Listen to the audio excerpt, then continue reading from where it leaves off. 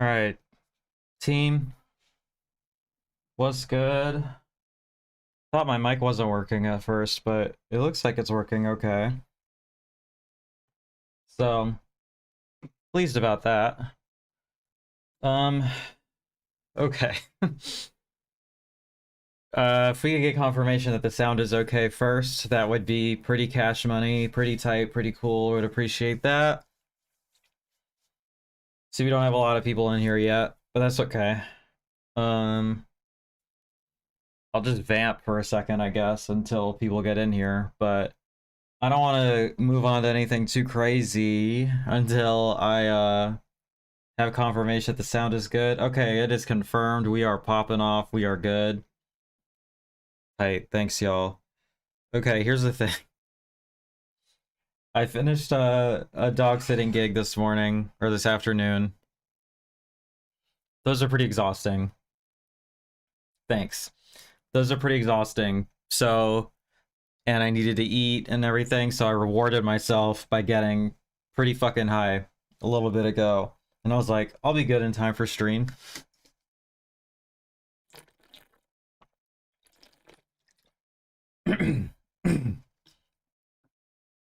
I'm still pretty fucking toasted, y'all. It lasted longer than I thought it would, okay? So just bear with me, okay? If I'm a little bit slow today, if I'm a little out of sorts, if I'm a little loopy, alright? Cut me a break, alright? I miscalculated and I didn't want to be late for you all. So, here we are. It's Vinegar Syndrome announcement day, so we have just a truly insane amount of shit to talk about. And I had planned on catching up on more commissions, but then I remembered it was Vinegar Syndrome week, and I was like, I'm not going to have the time or energy to keep going after this. So I have one review that I'm going to do, because it's pretty brief, and I watched it last night. It's Demonia. We'll be reviewing that. Because that was a pretty easy thing that I could just throw on Tubi at this doghouse, you know? So, VS announcements, of which there are many, and then we're gonna get to the one commissioned review. As always, if you want, okay, if you want a review from me, $20 in the link in the description. We'll get that to you. Yeah, that's me. Hey Dustin, thanks for being here. I'm sorry I don't have your commission done by today. It's been busy, you know. I feel like I'm slipping again. I was in a really good roll. I was on a roll, okay, on watching movies and shit, and then I kind of lost steam again. I'm really trying, y'all. I'm really keeping it together. I'm doing so great. Everybody tell me what a good job I'm doing. Keeping this train of thought solid. Everything is good to go. I am not a person who uses drugs. People who use drugs are bad people, okay? So, well, Jeff, you know, I didn't love it, but to be honest, I didn't not like it. I mean, I didn't hate it either. Like, it was, there were definitely parts I liked about it. If I can get it together, let me, okay, let me promote this in the Discord, and then let me get my, pinned comment going.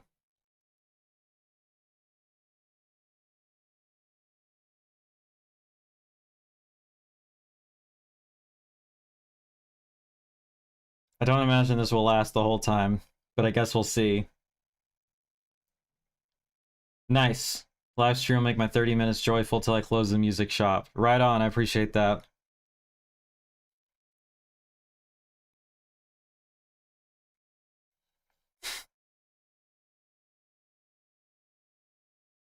Testament, yeah. That's a heavy one too, and I was like kind of trying to have good vibes recently. I don't know. I'm doing so well, you guys. Okay, copy paste. I can do this.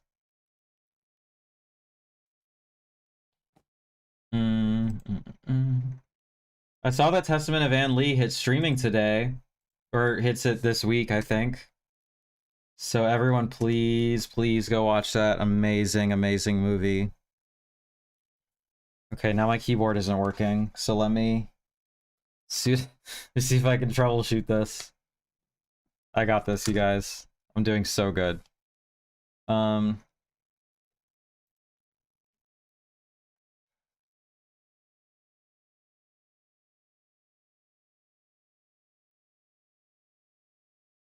Okay. Bluetooth? Why did it... Oh. How many milligrams did I don't know, man. I'd just be smoking that shit. I have a pretty low tolerance, too. It's not even like a crazy amount. I'm just fucking, you know. I just miscalculated, alright? I was enjoying my food. Okay. And, yeah. I don't know, man. My keyboard's not working. Why is my keyboard not working? Hello?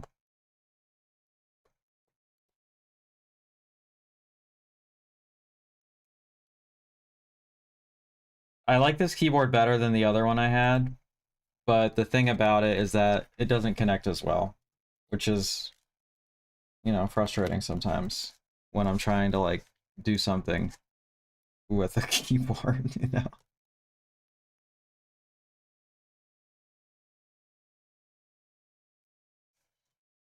Yeah, that would be a lot if I made you wait that long. I mean, that would be crazy.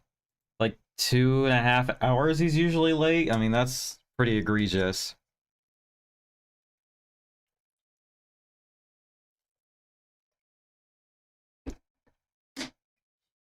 I don't think I'm just high. I think I genuinely don't know why this isn't working. Genre, I've never seen any of his movies, but he looks like the type of director who makes exactly the kind of shit that I like, so I kind of want to get into that. I saw that Indicator was having a sale, and I was somewhat tempted to hop in there and see what was what, but shouldn't be.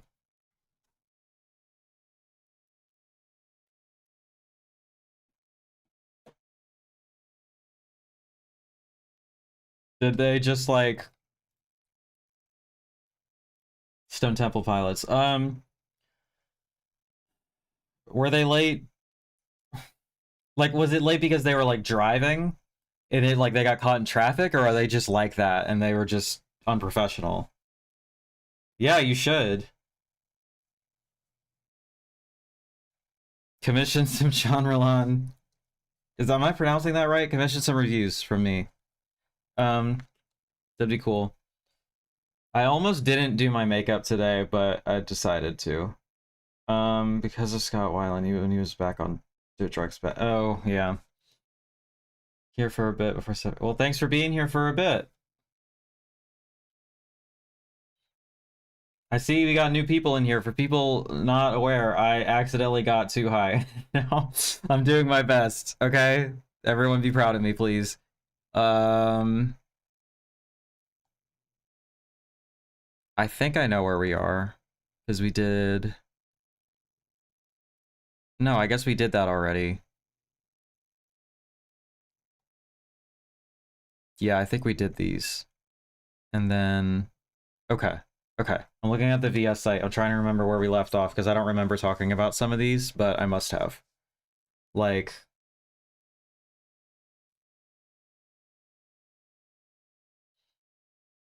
did we talk about intensive care and macabre? I don't really remember that, to be honest.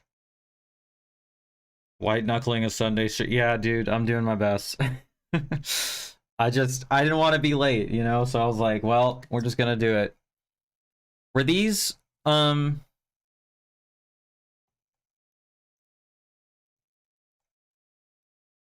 these were, I don't think we did talk about these, right? Help me out. I'm really drowning here.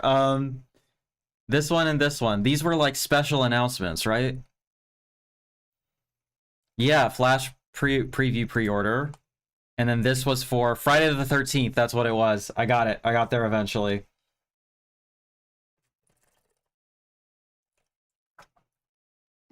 All right, y'all. I'm doing this shit.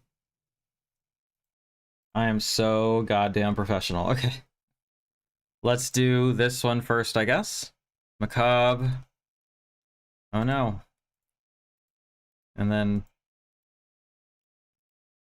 Okay. There's the flash preview thing goes away. Okay. Using the same artwork for the standard. There were 2 Friday the 13th in a row this year. Yeah, it was pretty cool. And I didn't get any tattoos. That's crazy, right? Um...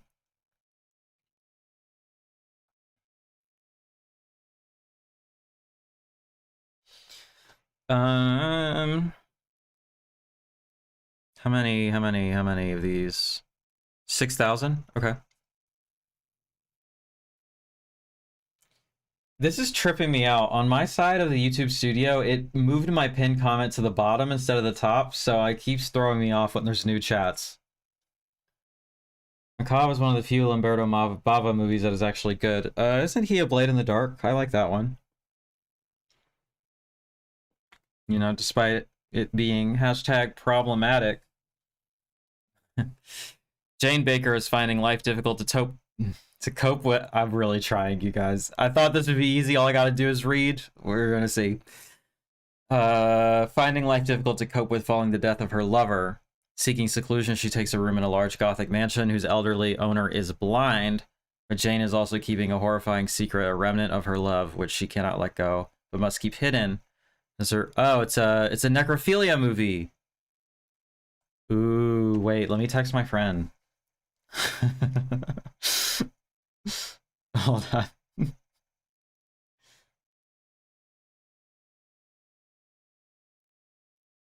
I went on a date with somebody who was really into necrophilia.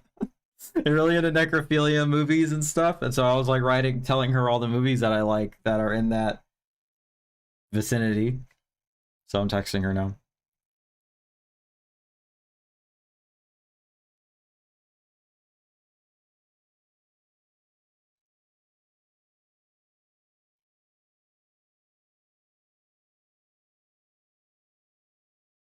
Oh man, I'm struggling. Typing so well. Okay.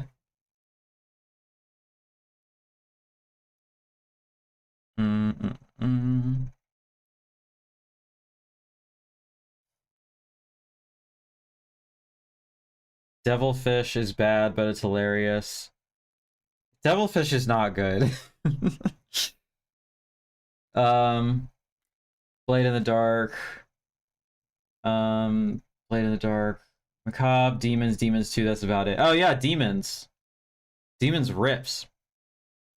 I watched Macabre and discussed it on this past week's Chasing Labels. Really fascinating. Also, the cover art is a ginormous spoiler, and the fact that there is necrophilia is meant to be a surprise. Oh, that sucks. It's like what they're using to sell it. It's like in the copy and it's on the cover. That's a bummer.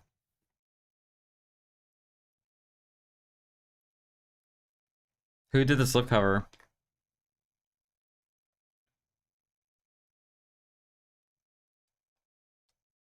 Does it say? Wes, Ben Scoter, and Shay Hardacre. They fucked up. Yeah, that's crazy.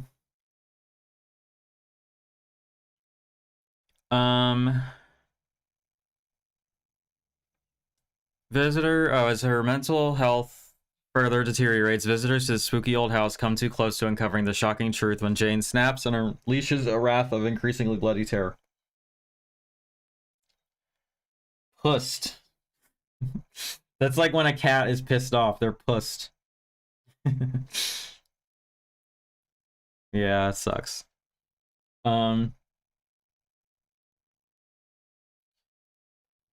First feature film directed entirely by Italian horror legend Lamberto Bava. The giallo-tinged true crime-inspired Macabro offers a tense and grisly study of budding madness. New Orleans. Okay. The House with Laughing Windows. I liked that one. I think. Wait. Did I see that one? Got Puss this weekend recommended. Yeah. Me too. What am I looking up? Oh my gosh, you guys, I'm struggling. The House with Laughing Windows. I don't... The more I'm looking at this title, the more I don't think I've seen this movie.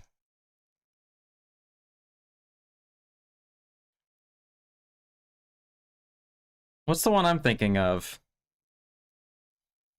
Guess the cover doesn't bother me since I saw it way back in '04. I think in their perspective, most people into Italian horror have seen this. I wasn't familiar with it at all, to be honest. But, yeah.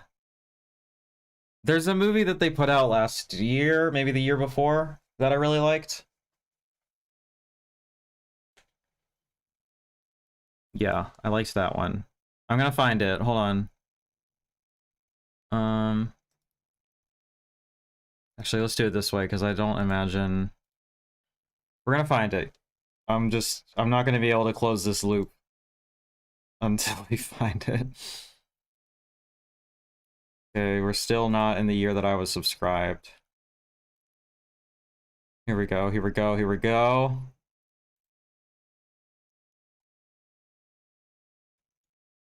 The House Where Death Lives. I liked this movie a lot. Special features.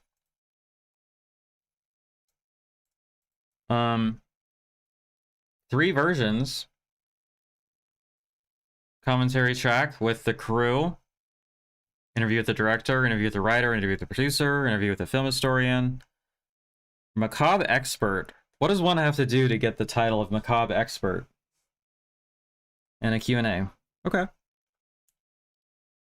Is this just a, no, it's a slipcase. So it has a book in it, right? Or does it? It does. But who does the writing in it? Doesn't say. It should probably say that. Okay, let's look it up.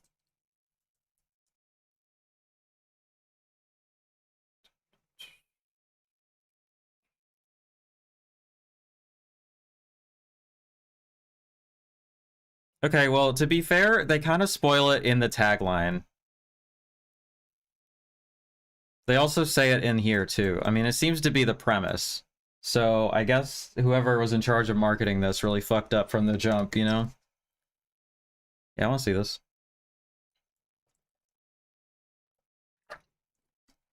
Let me switch my music real quick.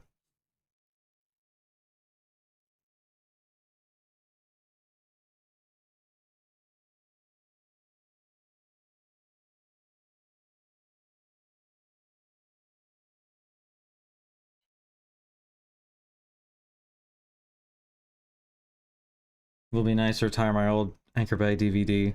Yeah, for sure. Okay,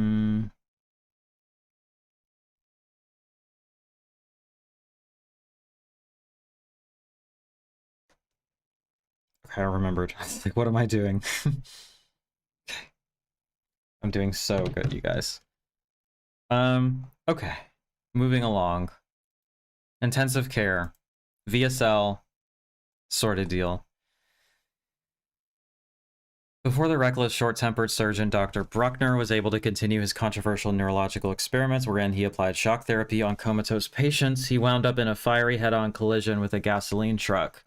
Brought back to his own hospital gravely wounded, he lies in a coma for 7 years until one New Year's Eve, when he suddenly awakens, ready to exact bloody revenge, fueled by his years' worth of pent-up rage. After massacring several hospital staff, Bruckner sets his sights on a young orderly named Peter, tracking him to a quiet suburban neighborhood. Blinded by cold bloodlust, anyone and everyone who crosses Bruckner's path soon meets a grisly demise as Peter, his neighbor, and her kid brother must figure out how to survive the wrath of his deformed and demented doctor. The feature film debut of multi-talented Dutch director Dorna X van Ruveroy. First and only Dutch horror film directed by a woman to date. Oh, okay. That's crazy. Inspired heavily by the style and structure of 80s horror, and specifically created for the export market, it remained virtually unreleased in the English world despite becoming a hit in the Netherlands and Belgium. Okay, so commentary track. Conversation with the director, behind the scenes footage. Looks pretty cool. I'm gonna check this out. Sounded interesting, but I figured I'd grab this in a sale. That's sort of what I think too. I mean, it's the same artwork. I mean, it is nice. Back is kind of whatever. Standard artwork will be fine.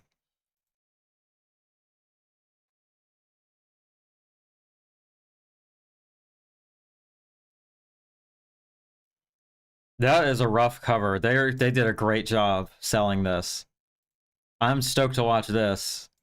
I don't know about this. Like, I don't give a shit about this. When did Eli watch this? Did he get it in already? Did they ship these out already? I guess they must have. Can I get a better poster on this? I cannot.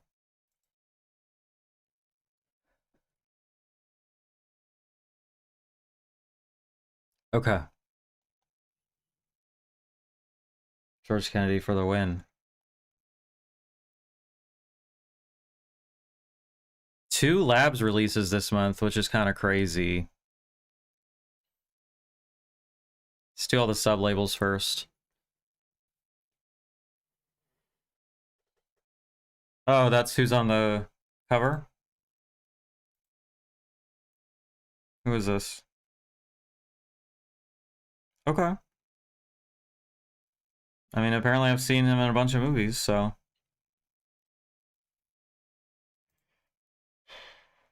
Alright. The Eurocrime film, or Poliziotesco, went through many of the same phases as other trends in Italian cinema. By virtue of necessity, stretching its boundaries or tooling with the genre was inevitable, perhaps equally inevitably.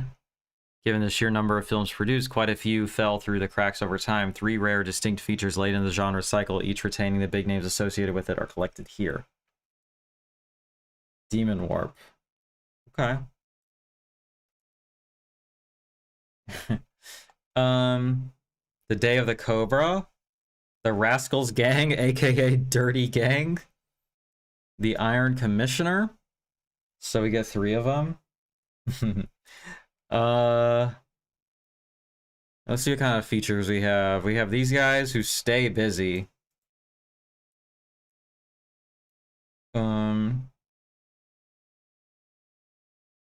What happened here where they didn't invite Nathaniel Thompson? Or was he like, nah, I don't really care about this one? And then who is this? Okay. It feels kind of, well, I don't know. I was gonna say, I definitely want to get these 2 sets they released, just waiting for fun. So yeah, for sure. Is that a Tony Stella artwork too? Mm-hmm. Mm-hmm. This feels like it should be a mainline thing, to be honest. But I guess they just are releasing too much, and they gotta do what they gotta do. I feel like people would be okay with this, but I don't know, maybe not. Okay, let me look these up. Day of the Cobra.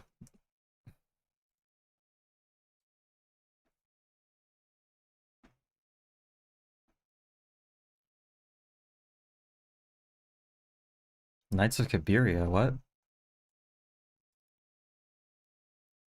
Well, that didn't work.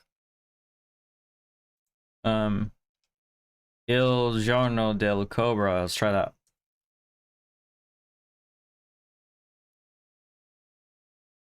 There we go, why didn't it show up? It's not even that obscure. If Cobra Cabana doesn't have this in their on their walls, they should. That's a joke for me and no one else, I guess. Cobra Cabana is my favorite restaurant, and they have a lot of snake themed, or I guess specifically Cobra themed one sheets. Just pretty cool. La Banda del Trucido. Oh wait, let me actually read the thing. Codex agent is murdered in Italy. The head of the department decides to hire Larry the Cobra. Former agent, now third-rate private detective, uses the opportunity to get even with the enemy, but soon finds he's facing a relentless organization. Sounds kind of generic, but okay.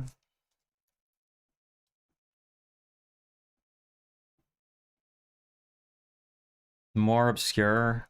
Around the same rating. Shootout after a robbery ends with the death of the chief of police. Police detective Kini goes in search of a suspect, Lanza, to avenge the death of his boss. Kini's search leads him to Belly, a Sicilian gangster, and Trashy, the dirty leader of a gang of killers.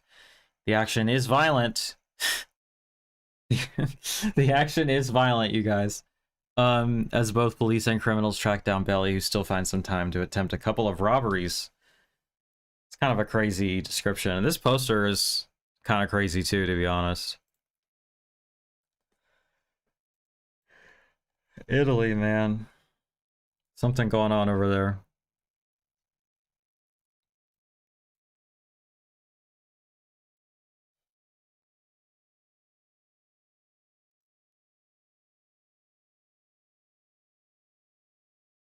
Commissioner Mariani leads, investigates a group of kidnappers. Okay, this poster is kind of hard. Like, that's kind of crazy. They all have around the same number of views. Sorry, I keep fucking yawning, y'all. Guess I'm tired. Ténébreux français. French darkness, I believe, is what that translates to. The world of French cinema is vast and multi-layered, is likely to veer into genre film as it is to pursue more artsy, even absurdist notions. Hey, Maddie, what's good? In terms of embracing dark moods and themes, be it in the form of murderous urges, aberrant sexual leaning, self-destructive machinations, or outright neuroses, the Gaelic lens is, or the Gallic? is perfectly adept. Here we present 4 varied approaches to the thriller à la française. Le Cousine.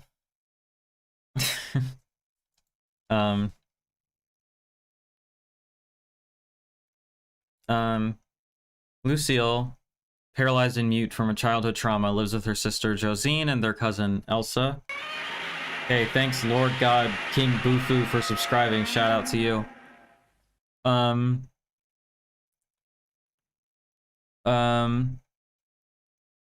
While the mother of Lucille and Josine frets over increasing costs and the complications of Lucille reaching legal age, Josine and Eliza live reckless lives of sexual abandon while mentally and physically torturing Lucille, their powerless victim.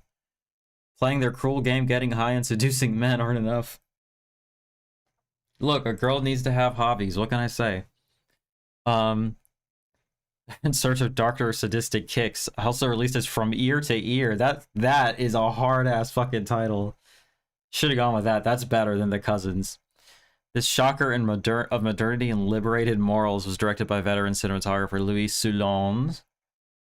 Features people. Well, I want to see this. Les Cousines. Let's go. From Ear to Ear. Let's go. This is pretty obscure. I'm into this.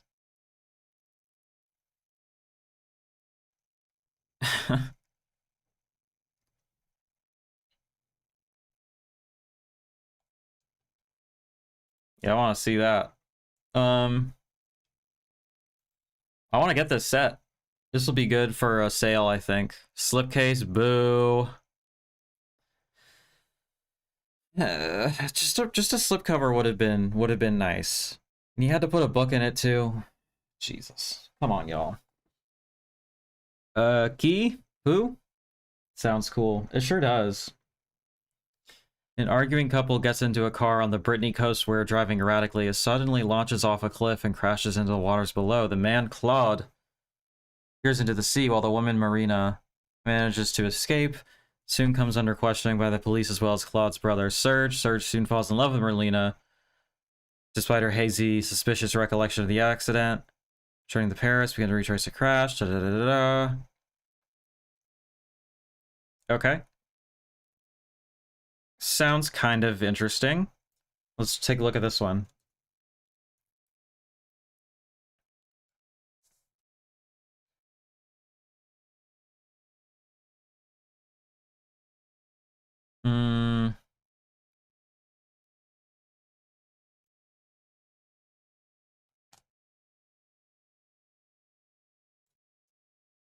I had a feeling that one was going to be hard to find.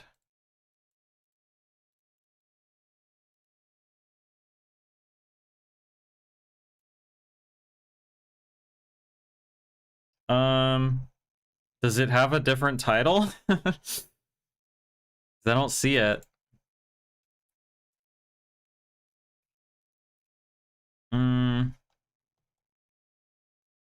There's 4 movies on this one.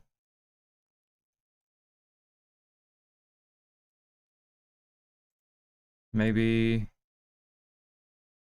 it's this one? No. We got a lesbian movie? That's kind of cool. Here it is. Kind of a crazy poster. Okay.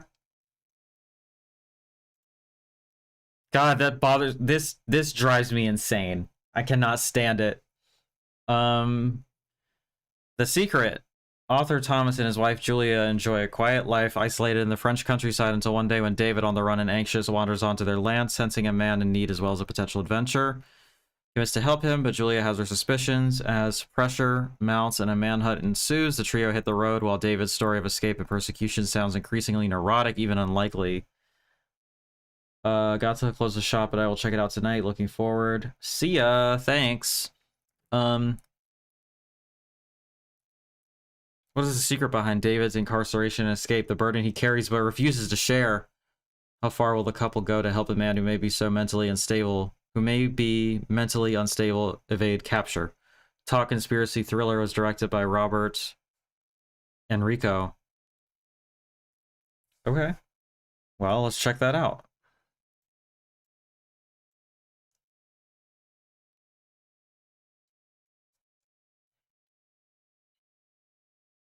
Probably not that one. This one looks good. I want to watch that. Nuit d'Or, Golden Night. Michel Fourneau is back, seemingly from the dead, and vows to enact revenge, or exact revenge. Is it not enact? Or is it both? What's going on there? On all who wronged him, particularly his family, menacingly issuing each of them a voodoo doll, his threats and intentions get increasingly obtuse as the world around him proves nightmarish and warped. From encountering a death cult to conducting a kidnapping to trashing an underground casino, anxious infernal rage is at the center of this quixotic and noir-infused exercise, pairing lush yet unnerving visuals with a score. Film features the singular Klaus Kinski, along with Marie Dubois, and some other people. Okay. Fan of French cinemas, this is right up my alley. Me too. This is a really cool set. I like this a lot. I like it when they take a country and do like triple or quadruple features from them, you know? Like I was a really big fan of that Spanish Bloodbath set. This poster is sick. This looks cool. I like how Erica has always seen all of these movies. It's crazy. I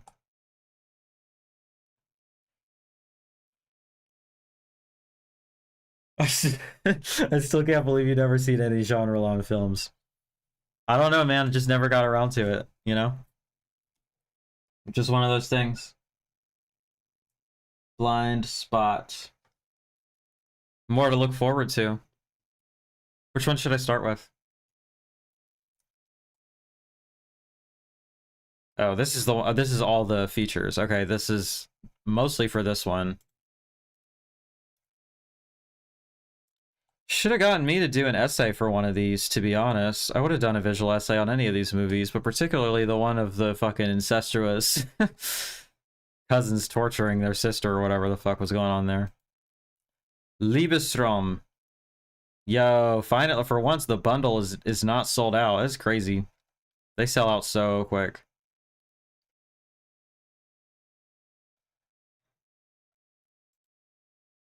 This one's selling pretty well.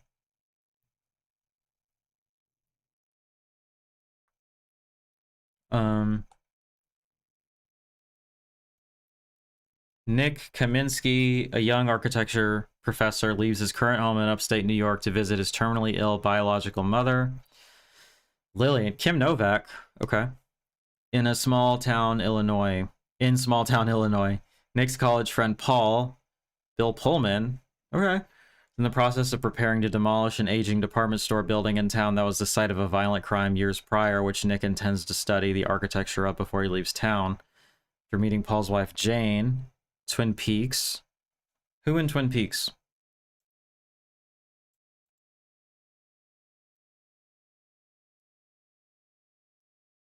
Who are you in Twin Peaks? Looks like she died. Oh, the other girl. Shit. First one was The Grapes of Death. Always enjoyed that, but Fascination is great too.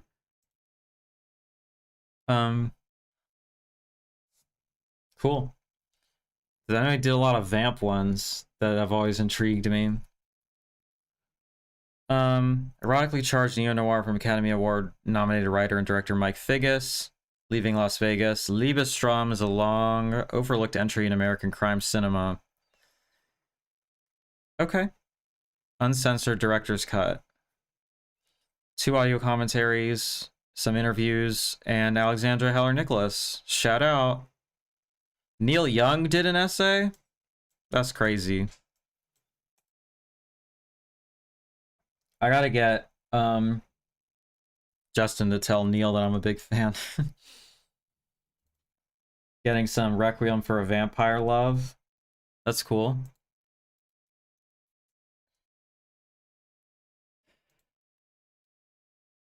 This poster's pretty boring. Looks, you know, kind of interesting. Nothing here that's making me think I gotta see this, but it looks interesting. That's a better poster. It at least fills the whole thing.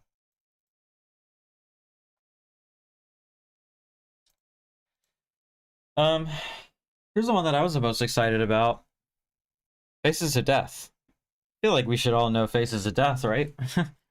I'm shocked that this didn't sell out. I was worried that it would be gone by the time I got home, to be honest with you. Like, I was kind of like, ooh, that's a big title, and I feel like it's a VSA, it's gonna sell really well. But I guess not. So I'm a little bit surprised by that, but I guess it makes sense. The Faces of Death in 4K is crazy. 40-page perfect bound book plus a title sticker, which may or may not be placed on the cover. Your call. This release will likely be followed by a standard edition in the future. So, like, they thought that it would sell really well because they're already like, yeah, we're gonna do standards of this. Relax. But I want the limited edition. I actually like this movie a lot, but more so than maybe the movie itself. I like what I like the story of the movie. You know, I like the history of it. I like the aesthetic of it. It's one of my favorite posters of all time. I actually might get a tattoo of this skull. I just think it's so good. Just this image really represents to me exploitation film kind of at its core, you know? There's a lot of sort of, I will admit, nostalgia tied up in this from memories as a child of being really scared to watch it and not being allowed to, and that being the right call in retrospect. But, you know, it had this allure, you know? And then when I saw it, it's actually this very sort of philosophical meditation on death as opposed to just shock for shock's sake. I imagine I've been told they get less defensible as the series goes on, but I actually really like this movie. I also watched it on a strong candidate for the worst day of my life. See you later, Steven. Thanks for being here. But so I guess I have a and it was like something that I found cathartic and kind of healing as I watched it. I don't know. I have a lot of history with this movie. I'm definitely gonna order this. It would be nice if it lasted until a sale, but I really like it. Is that the sticker? So, Jeff, am I mistaken, or do you have all the VSAs? Is this gonna break your streak?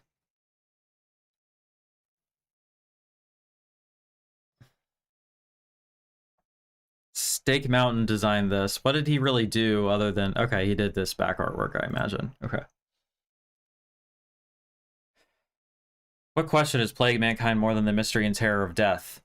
This forbidden pursuit has driven Dr. Francis B. Gross to the brink of madness, but in his obsession, he has amassed a uniquely comprehensive collection of films that depict life in its final grueling moments, from the savagery of cold-blooded murder to the perverse realities of war, tragic accidents in the everyday lives of those who collect, dissect, and bury the dead.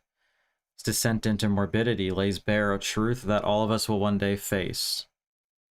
I don't have all of them. There's a few I did not get. Okay. Okay. Got you. That's probably for the best. There's also a really good meditation on, like, veganism in this, which I wasn't expecting, but was appreciative. Which I appreciated. One of the most banned, censored, controversial, and notorious films ever made. Faces of Death changed cinema forever. I'm really interested in the remake. I wonder what that's going to be like, you know? Because there's a way to remake Faces of Death in a way that's really interesting and harrowing and disturbing, but it's not going to be entertaining. And I think that that's what they want, you know? But I don't think it's going to happen. A surprise home video blockbuster that spawned 3 sequels, the film was immediately met with praise and condemnation, along with legions of fans and hordes of protesters, skillfully combining grueling imagery depicting the stark reality of mortality blended with cleverly staged, ultra-gory reenactments of murder, suicides, executions, and more too horrible to imagine. To 4K UHD, newly restored from its long-lost camera original, fully uncut for the first time ever on disc. Still as shocking now as it was nearly 50 years ago. Uncut for the first time ever on disc. What about the one that just came out? Was that not also that? I guess that's also a reason a lot of people didn't buy this, is because it just came out. And I don't know if this is the type of thing that screams for a 4K, but I think it would be pretty beautiful in 4K. Dolby Vision. Faces of Death in 4K UHD Dolby Vision. That's crazy. Yeah, Traces of Death. I don't think I'm brave enough for that. But you could do something like that today. The internet is a crazy place, you know?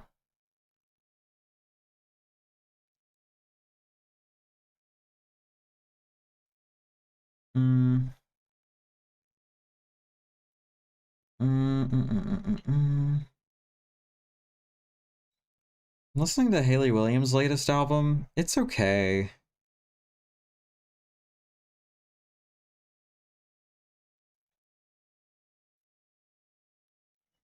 It's not nearly as good as anything Paramore has ever released, to be honest. Commentary with the director? That's crazy. Is that new or archival? Newly discovered, never before seen outtakes, archival featurette, or scholars and genre experts examine the controversial origins and lasting cultural impact of Faces of Death. 40-page perfect bound book with essays by Sam Deegan, shout out. David Kirakis and Stephen Thrower also shout out. The guy who sold those movies used to call the video store I worked at and introduce himself like this in a deep voice, of course. This is Brain Damage from Brain Damage Films. That's funny. Isolated music track, archival outtakes. I need to watch this winding through video because that's pretty crazy. Shout out Oscar. By the way, if you haven't seen it yet, I uploaded a new video today interviewing Oscar about the Reviver line. It's a pretty cool interview, I would say, and I think that you should probably watch it and listen to it because it's pretty cool stuff, to be honest. It's doing kind of or fairly well, I think, so that's encouraging. I haven't had a video that was kind of a hit in a minute, so that's cool. Anyway, if this lasts until a sale, I'll get it on a sale, but I'm tempted to just go ahead and order it because I really want it. Okay, mainline stuff. Oh, it's only 2 because it's already this one and this one. Okay.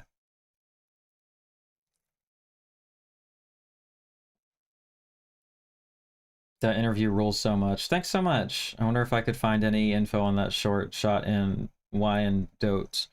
Should try. Escape from Death.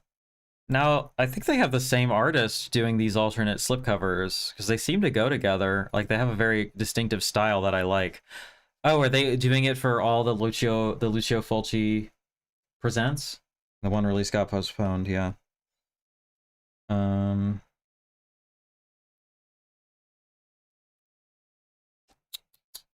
Yeah, I think they're doing that. They're probably got the other ones, and they're probably gonna have him do those too. So I imagine these slipcovers will become fairly big collector's items. 33,333 units. When Anne, the wealthy yet mentally unstable wife of accomplished author Larry, claims to have found her husband brutally murdered in her stables, her psychiatrist Dr. Mark and Larry's secretary Larry and Mary are skeptical. If you want Faces of Death at the subscriber price, let me know. Ooh, that's a good idea. I actually might take you up on that. Actually, yeah, let's do it. I was gonna say the only thing that I would wait on is maybe it would get on a subscriber week sale, but I would be waiting years for that if it would even happen. What, to save $5? Yeah. Yeah, let me know. I'll pay you for it. Hit me up. Let's make it happen. That's a great offer and I appreciate it. Okay. Not because there is no body to be found. What's more, Dr. Mark finds a note from Larry saying he's going away for a while to clear his head. A year later, Larry returns to the house, but Anne is adamant that this man is not her husband, despite the protests of Dr. Mark and Mary to the contrary. They're doing this on purpose. They're trying to make everything rhyme on purpose. To add to their mounting turmoil, Anne starts to experience gruesome hallucinations and receives phone calls from someone claiming to be the real Larry, contacting her from beyond the grave as those around her start being dispatched in various grisly ways. Is Anne losing her grip on sanity, or could something even more diabolical be afoot? Helmed by Enzo Milioni, director Giallo favored The Sister of Ursula, and starring Euro horror regular Zora Karova. It was produced as part of a series of direct-to-video and television films released under the banner of Lucio Fulci Presents, which also includes Fulci's own Touch of Death and Umberto Lenzi's Hell's Gate. Twisty-turny, Giallo, punctuated by moments of shocking and unexpected gore, VS is thrilled to unveil in its world UHD premiere. Restored in 4K from its original 16mm camera negative, and loaded with a selection of newly produced bonus features. Commentary track with film historians, Johnny Carlini and Troy Howarth. Yeah. Interview. Oh, film critic, Pure Maria Bolshi. That's cool. I like that. Interview with film historian Eugenio Ercolani. Nice. Looks cool. This looks like pretty like classic bread and butter VS stuff right here. Like I'd be surprised if people were complaining about this. Nope, that's not what I wanted.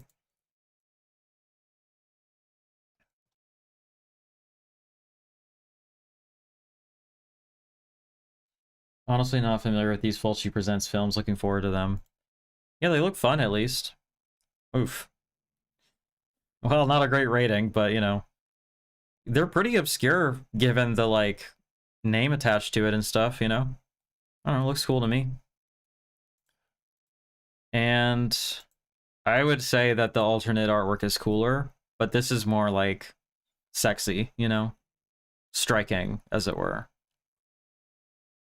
Okay, and then Mutant 4K UHD.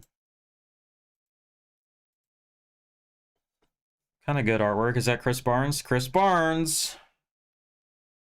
After getting into a scuffle and finding themselves stranded in a remote southern town, brothers Mike and Josh discover that they're in the midst of a much deeper problem. That night, Mike is attacked by someone or something, and the following morning, everything about the sleepy town seems to have changed, as many as the locals appear sick and begin exhibiting increasingly unhinged and violent behavior. With the help of some equally concerned townsfolk, the brothers soon discover that forces beyond their control are slowly transforming the citizens into a horrifying form of the living dead.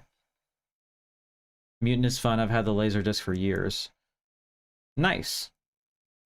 I think it's fun how so many people know these movies, and I'm just like, I have no idea what this is. It's all fun discovery for me, you know? Big fan.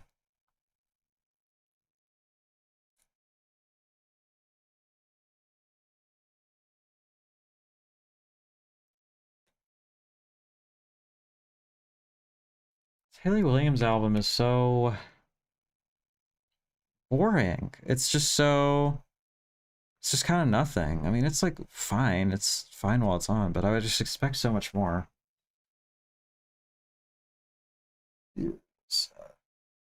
It's pretty sweet. Well, at least the artwork, at least. Okay, nice. After getting in a scuffle and finding themselves stranded in a remote southern town, brothers Mike and Josh discover that they're in the midst of a much deeper problem that night. Attacked by something. Following morning, everything about the sleepy town seems to have changed as many of the locals appear sick and begin exhibiting increasingly unhinged and violent behavior. With the help of some equally concerned townsfolk, the brothers soon discover that forces beyond their control are slowly transforming the citizens into a horrifying form of the living dead. Late-stage drive-in chiller, which harkens back to nuclear horror sci-fi favorites of decades past with environmentally conscious update. Wings Hauser, Lee Montgomery, Film Ventures International, offering plenty of monstrous makeup effects and ludicrous twists. VS finally brings this 1980s cult favorite to 4K UHD, bringing an exclusive new restoration with 35 OCN, along with a plentiful assortment of new and archival extras. This also feels like VS bread and butter stuff that I would enjoy.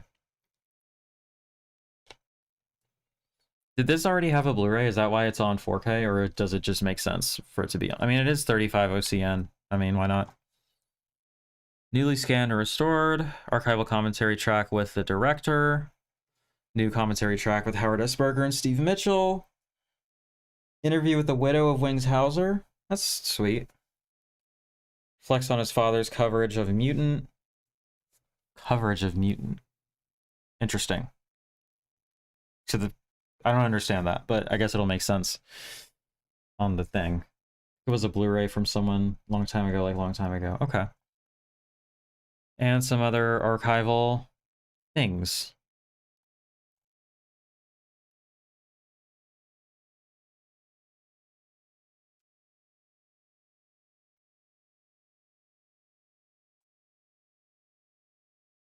What year is this? 84?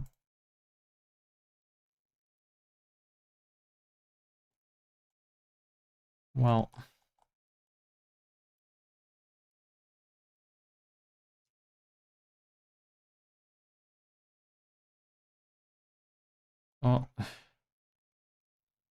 why can't I find it?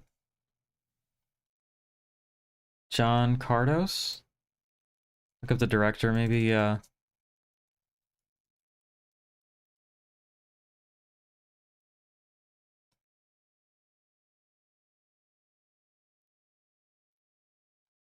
maybe this?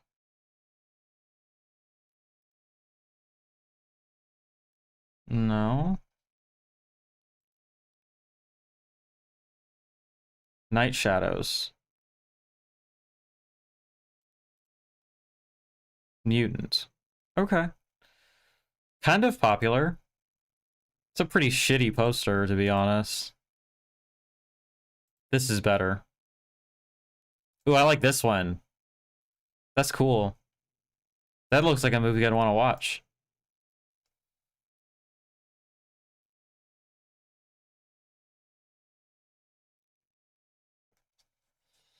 Okay, this song is pretty good. Hard. Not bad.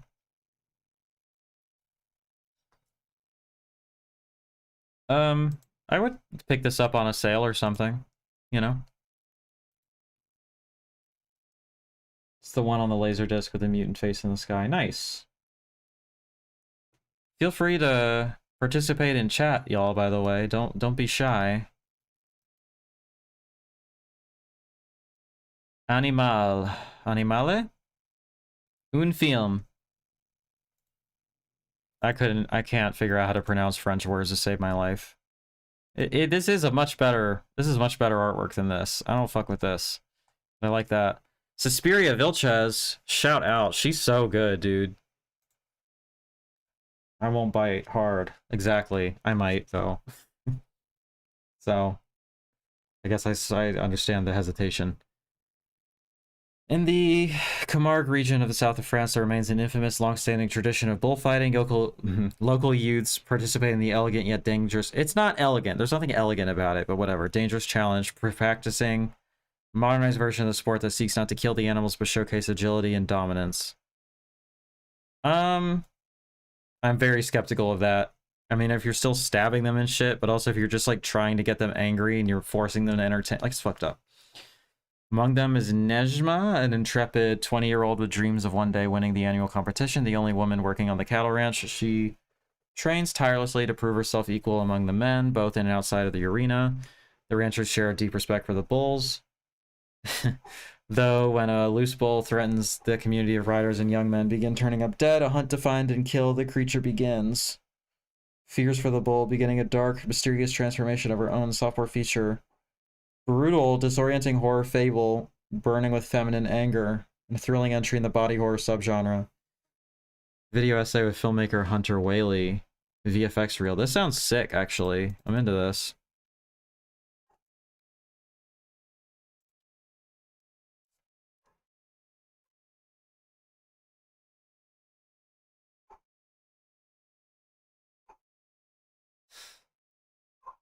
Cute.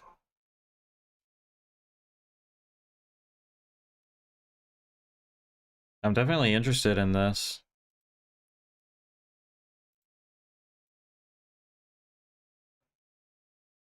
These posters are bad. Suspiria out here doing the Lord's work on that. 500, I'm guessing? 500. I'm almost tempted to get it, but I really shouldn't. Okay, this one sold out. Congrats on them. Or congrats to them. Sorry, multitasking. I was learning French last year, but I think I'm throwing in the towel. Spain has better trans rights. Yeah. Oh, man.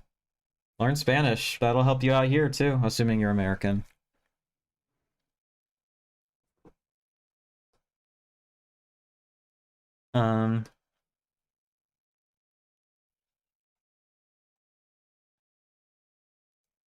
Dark Star. Okay. 2024 and 2025.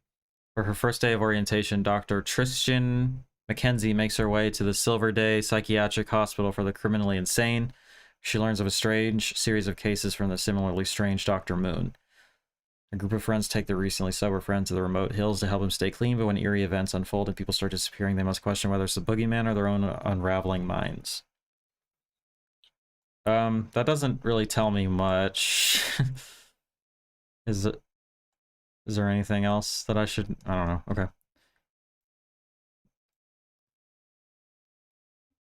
500 units.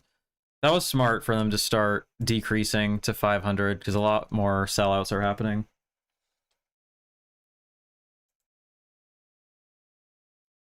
I don't know. I think Dark Star might have bad taste in movies. Every time I look up one of their movies, it's like not great. Why are there so many directors for this? Brother. Is it... Okay. I took Spanish in school, but always wanted to learn French. Plus, I have family there, but yeah, I'd like to stay here and move back to California, so definitely Spanish anyway. That makes sense. Up to 3 partner titles this month. Sabu, Faust, and She Love Blossoms More. Faust is awesome. That was a good pick. We'll get to that when we get to it, but that movie rules. Somebody needs to... Anybody explain to me how you could possibly justify having 5 directors unless it's like a omnibus of short films. That's crazy. Revenge of the Boogeyman. Okay.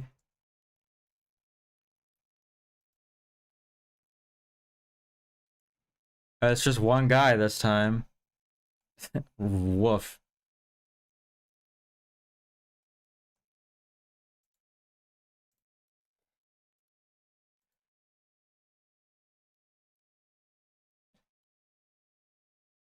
Yeah, not for me, but glad that they sold out.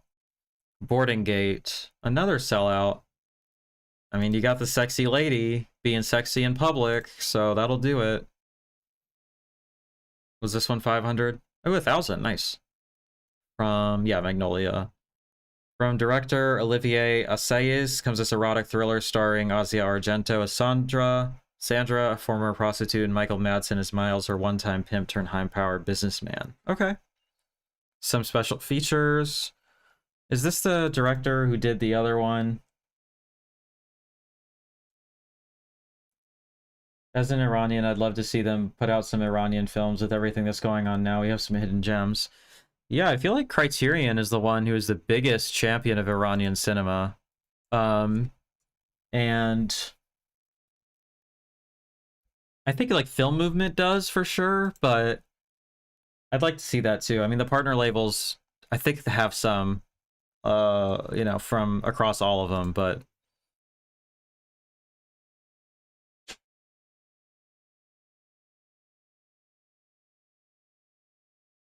this is not the director I thought it was. Interesting. Okay. I mean, it looks good. I'd like to see it.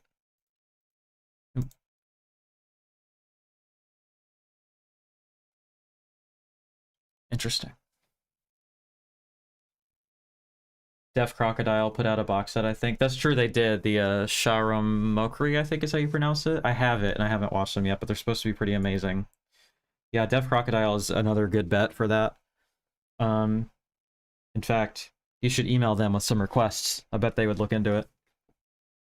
4 directors on Wizard of Oz. Okay, but that's like the biggest studio project, you know, in history or whatever, and like there was a lot of moving parts. How are you gonna make like a tiny indie movie and have 5 goddamn directors? How does that even make sense, you know?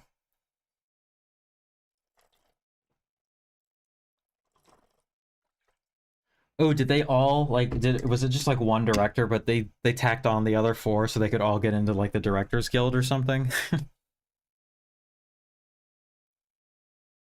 Crosstalk umbrella. Looks cool. Only the computer saw the murder and it liked what it saw. That's awesome. Oh, you're fine.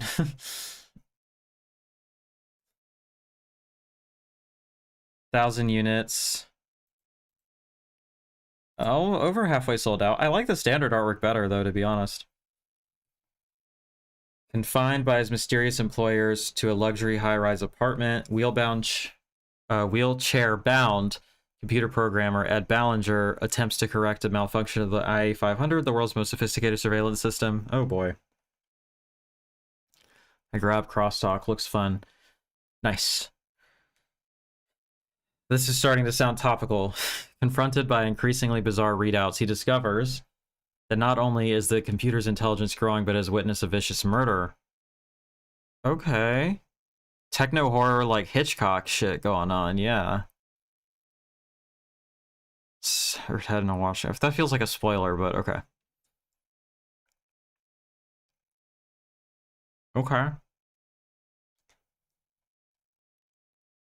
Visual essay, interview, the VHS experience, archival interviews. This looks great, actually. This looks very interesting. And I like some of the talent associated with it. Pretty obscure stuff. Some low ratings here, but it looks interesting. This is one that I considered getting, that I might get at some point. I love this slipcover, actually. I think it's really cute and clever. This is a director that I absolutely love. Although this artwork is really good, too. I actually like both of them enough that it would be hard for me to pick. They're both really good. Description has my kryptonite in it, neon lighting. Anyway, I love Radu Jude. I think he's so talented and making such important work. Screenshots are interesting. I love this back artwork. That's so cute. Frustrated film. I was gonna say this kind of looks AI. So what's going on here? A frustrated filmmaker turns to an AI chatbot to help make his latest movie a hit. The result is a series of hilarious vignettes exploring the past, present, and future of the Dracula legend. Cinematic provocateur Radu Jude returns with another boundary-pushing epic featuring wild chases, thwarted romances, spooky creatures, lots of blood, and much more. 170 minutes. New interview, film festival intro, and a booklet. Should have hired me to write on this. That's all I'm saying. But I really wanted to see this. I wanted it to come to theaters, but it didn't. But this could be kind of obnoxious. Just like, oh, AI is bad. Did you know that? Did you think about that? This is just kind of a boring take in my opinion, but like it could be like a really interesting satire or exploration of the creative process among new technology and stuff, you know. Faust. Slipcover sold out, which is really cool. I'm happy to see that. Shout out Kim Stem. And they sold 1,000 of these. So that's pretty cool. This is a movie that I watched on the Criterion channel back in the day. This shit rips. It's really good. It was on my Blu-ray wishlist for years. Really cool, crazy stop motion animation. Check this shit out. There's also like this guy fucks a wooden puppet, which kind of hurt me to watch. I'm trying to see this picture. There we go. Ouch. That's good. I like that. Jans Vank Major's Faust is a rendering of the infamous Dr. Faustus fable, Temptation and Damnation, borrowing freely from both Marlowe and Goethe. Ancient folktales and timeless myths. The story follows a lonely Czech businessman who sells his soul to the devil in return for 24 years of self-indulgence, a visually fantastic combination of live-action claymation, puppet theater, stop-motion animation, and other special effects. Creates an unsettling universe presided over by the diabolical life-size marionettes and haunted by sinister human messengers from hell. New audio commentary with film historian Adrian Martin, and booklet with new writing by film programmer Irina Kovarova. Can't be mad at it. They did get critical work on this, which I appreciate, but you should have hired me too. I would have loved to write for this. Okay, I'm going to be back for Holler. I need to use the bathroom, but I will hashtag BRB. Watch this space. Don't go anywhere. Don't touch that dial, etc.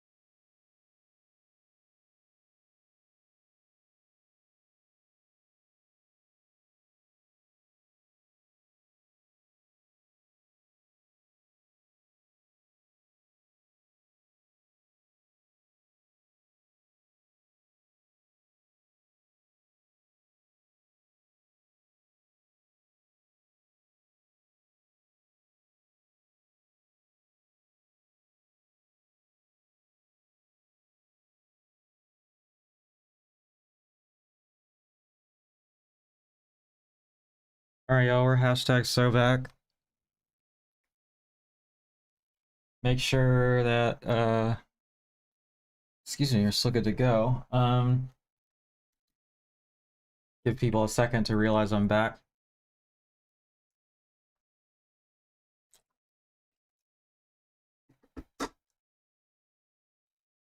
Alright, let's talk about Holler. Yeah? IFC. Thank you. 500. Not quite halfway sold out. Audio's good. Tight, tight, tight. In a forgotten pocket of southern Ohio where American manufacturing and opportunity are dying up, a determined young woman finds a ticket out when she is accepted to college alongside her older brother. Ruth Avery joins a dangerous scrap metal crew in order to pay her way. Together they spend one brutal winter working the scrap yards during the day and stealing valuable metal from the once thriving factories at night. Their goal in sight, Ruth finds that the ultimate cost for an education for a girl like her may be more than she bargained for, and she soon finds herself torn between a promising future and a family she would leave behind. Audio commentary, introduction. Oh, Paul Feig. Nice. Holler short film. In conversation.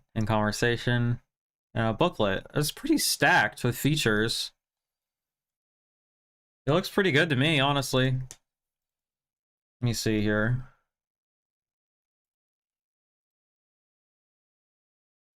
Oh.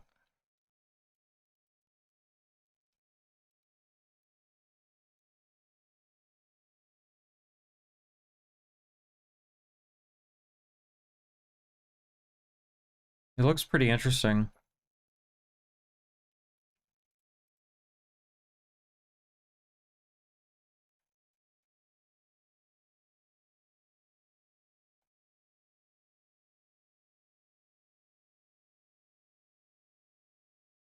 Yeah, this guy. Nice. The director of the best Ghostbusters movie.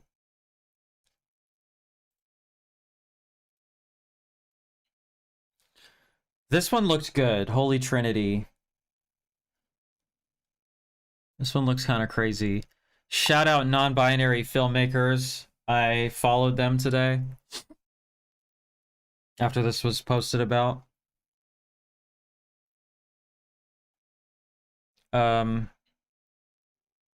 500 units, 63 left. What does this look like? I like that artwork too, honestly. It's really cool. They have like the Ghana artwork going on. It's fucking hard, dude. Doesn't say who did the art.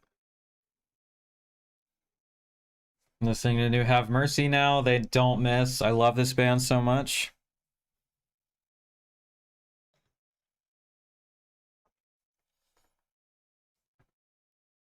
After an incident huffing her drug of choice, a mysterious aerosol can from the ubiquitous Glam Hag brand, she finds herself with a newfound gift for speaking to the dead. Confused and more than a little curious about the strange turn of events, Trinity seeks the counsel of a colorful cast of characters, from priests to drag queens to a witch and more, all of whom teach her their unique spiritual practices. As she navigates life with its unexpected talent and continues to huff that mysterious drug, Trinity is tossed between hallucination and reality more and more frequently, developing her growing confidence in her strange new ability and learning to harness it in surprising ways.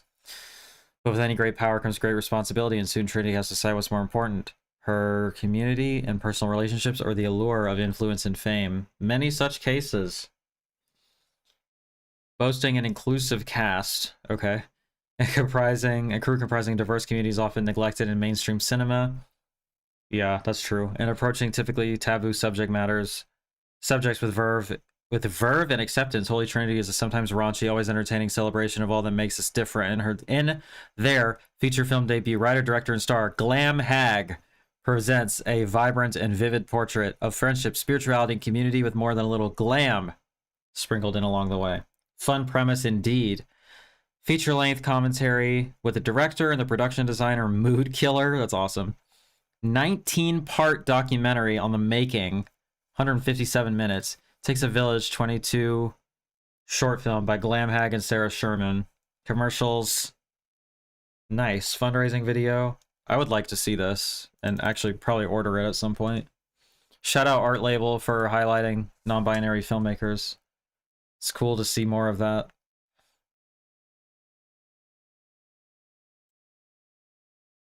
Story of a dominatrix who can speak to the dead. Sounds good to me.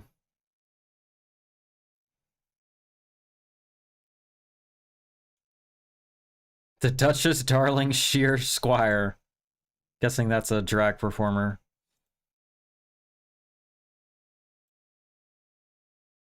Sarah Squirm, that's who I thought it was. Okay. Yeah, I want to see that for sure. Lots of credits. Very cool. Today's the day these two pregnant cult members have been waiting for. That's really funny.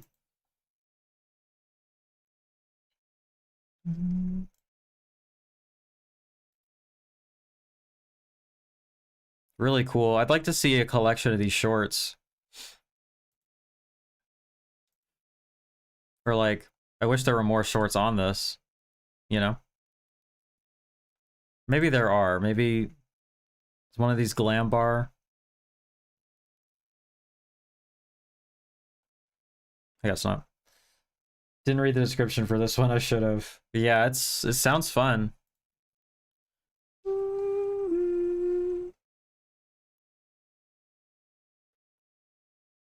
House of Dreams.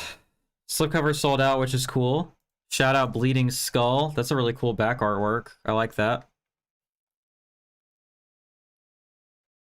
Existing outside the boundaries of reality, House of Dreams is a lost chapter of mid-century avant-garde horror from director Robert Barry. The story follows Lee, a frustrated author who is plagued by recurring nightmares centered around a haunted house. Shot on gritty 16mm film stock in Indiana and never legitimately distributed, House of Dreams is a sincere, abstract, and melancholy haunting that would feel right at home on a triple feature with Meshes of the Afternoon and Carnival of Souls. This sounds awesome. Preserved from the only 35 print in existence, courtesy of Indiana University Library's Moving Image Archive. Commentary of the director, moderated by the film programmer Jason Kaufman. Alternate score. Ooh, Midnight Dream Theater, a triple feature VHS mixtape with preservations of Meshes in the Afternoon, House of Dreams, Carnival of Souls, and mid-century commercials and trailers. That's really cool. Yeah, this is totally up my alley too. I'm glad you grabbed this. Preservations of... I'm not totally understanding this. Mid-century... So it's like VHS rips of like when these aired on TV, complete with commercials, because that's really cool. I wonder, is this on Letterboxd yet? Would it even qualify? Sold fast? Yeah, I bet. Yeah, not on here. Okay. This looks awesome. I'd love to grab this at some point. I Sell the Dead from IFC. Is this more Chris Barnes? Nice, got it. 2000. Not selling too great yet. Larry Fessenden just keeps showing up. I like this artwork better, to be honest. Damn, I lost a decent amount of viewers just going to the bathroom. They didn't come back. That's a shame. Oh well. On his last night before being beheaded, a grave robber recounts his supernatural encounters with evil ghosts, vengeful zombies, vampires, and ghouls. Okay. Lots of features. What year is this? 2008? Okay. Last Eye Picks release. Okay.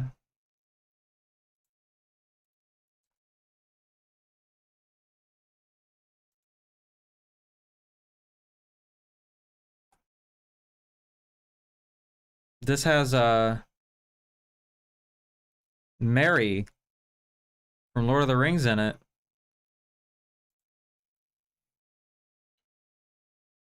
This doesn't super look like my kind of thing, to be honest.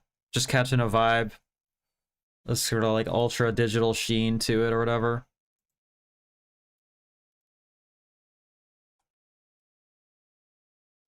Got some more cool stuff on the way.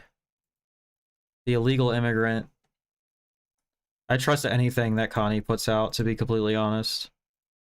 Like, you don't even have to ask. Is this long as fuck? No? It's a higher price tag. I wonder why.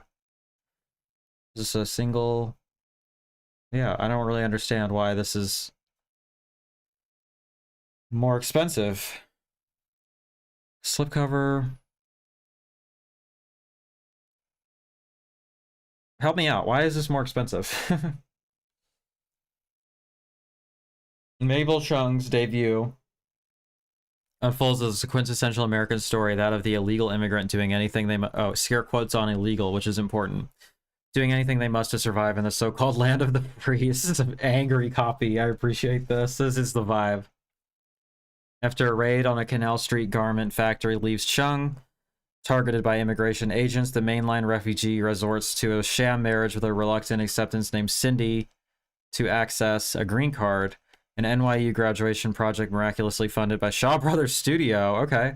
Mabel Chung's The Illegal Immigrant was entirely shot on location in New York's Chinatown, in authentic gambling parlors and video stores amidst real-life gangsters and undocumented immigrants cast as non-professional actors. From this results a remarkable encapsulation of a time and place that no longer exists, a comic tragedy that establishes with the usual freedom the foundations of what will become Mabel Chung Immigration Trilogy, a short few years later with the success of An Autumn's Tale and 8 Tales of Gold. I hope they put those out too. This looks awesome. I always assume the rights to the film cost more. That's probably correct. Because a lot of this stuff comes with booklets. It's not really like a chunky book. But yeah, I assume it was expensive to license or something. But this looks awesome. I hope that this sells well. And it looks like it's selling kind of well, but not as well as you might hope. Probably just because Connie has a lot of fans. I really need to see this. This is a great poster. Holy shit.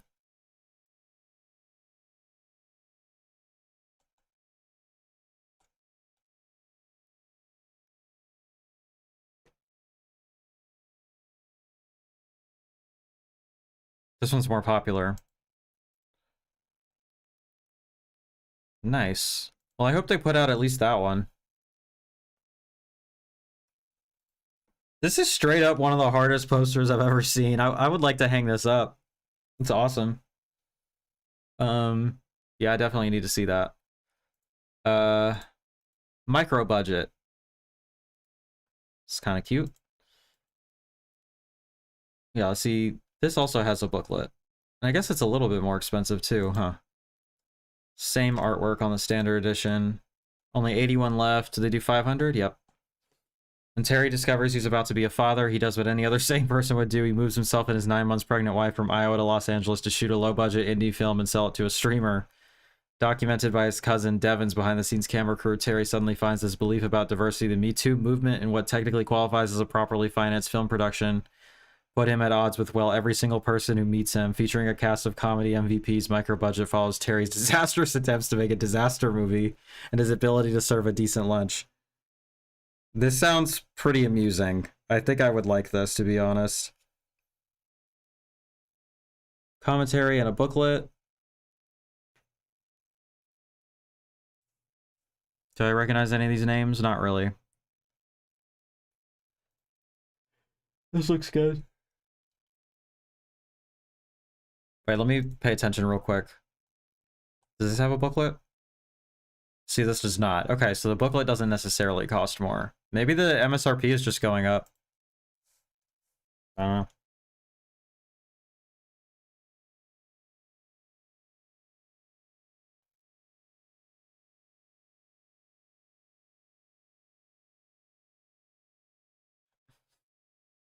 This is very funny. What's this? Oh, it's just a behind the scenes thing for the DVD. You're doing a DVD? That's awesome. I feel like a lot of young directors don't do that anymore because it's old and insane and like no one will see it or hear it. Not me distributing a Blu-ray of a movie with this dialogue in it. Yeah, everything is more expensive. It sucks. I actually want to see this. This looks good. Meltel Drive to catalog. We got a zine bundle in here, which is cool. I'm guessing this was 500 because we're about halfway done. I actually really like this artwork. I think that's striking.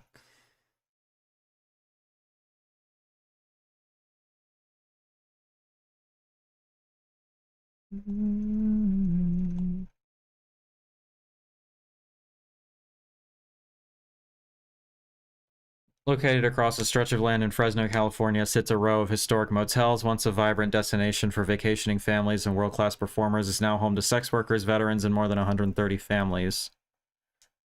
Okay. Inside this world, the Shaw family grapples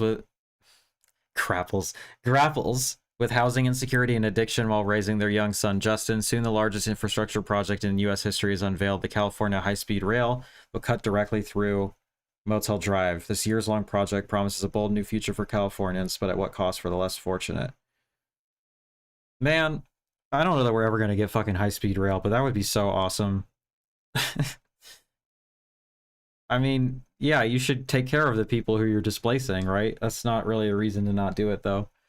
I don't know, maybe that's a callous, privileged thing to say.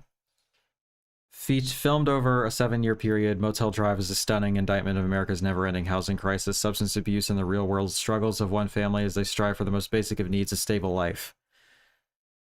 It looks interesting. Audio commentary with the director, extended scenes, premiere footage, Q&A, trailer, subtitles.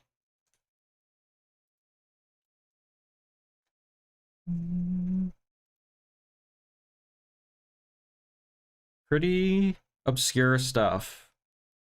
Looks interesting.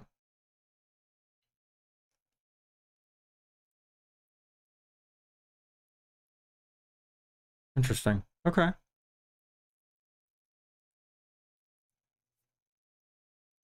Yeah. Okay. Paying for it. This has a really interesting slipcover.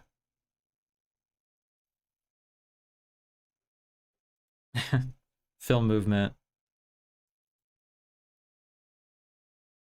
I like that artwork okay, too. I don't know. They all have like a very festival poster look to them. Does that make sense? 500 units. Chester Brown.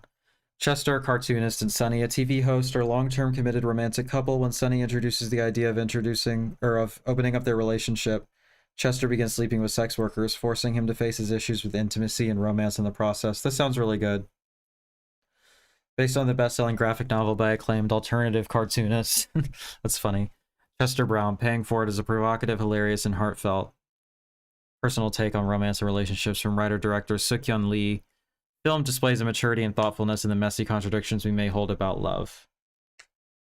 Yeah, it does. Audio commentary. Nice. I would like to see this.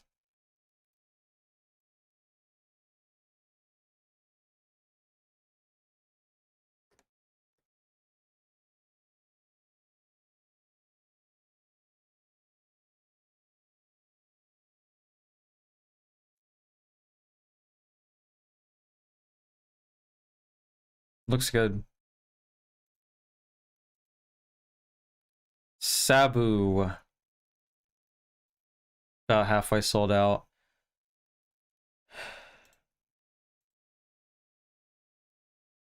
Okay.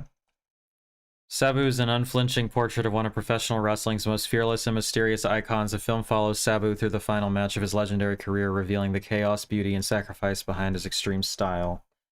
Yeah, I bet you did. Featuring Rob Van Dam. Yeah, and other wrestling greats. Sabu captures the raw emotion of a man who gave everything to his art and passed away just 3 weeks after his final bout.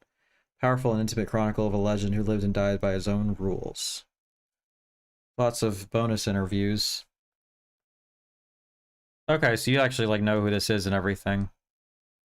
I like documentaries a lot, so I would be interested in seeing this.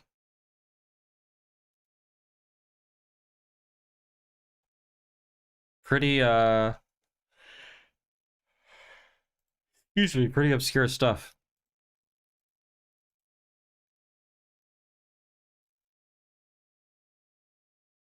I like this artwork a lot.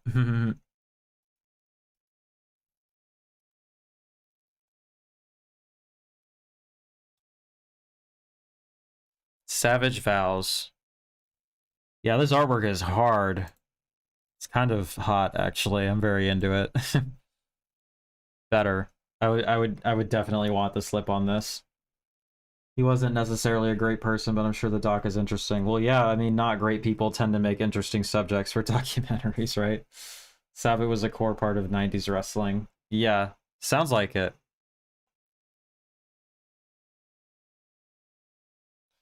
Mark's wife has tragically passed away in a fatal automobile accident. After the funeral, his close friends agree to convene at a lakeside abode for the weekend to support their friend in his time of grief. Soon after arriving, the tumultuous relationships between the various couples begin to bubble to the surface, and a mysterious tool-wielding black-gloved killer begins butchering the visitors one by one. It's the Big Chill meets Curtains. That sounds awesome. Oh, nice. One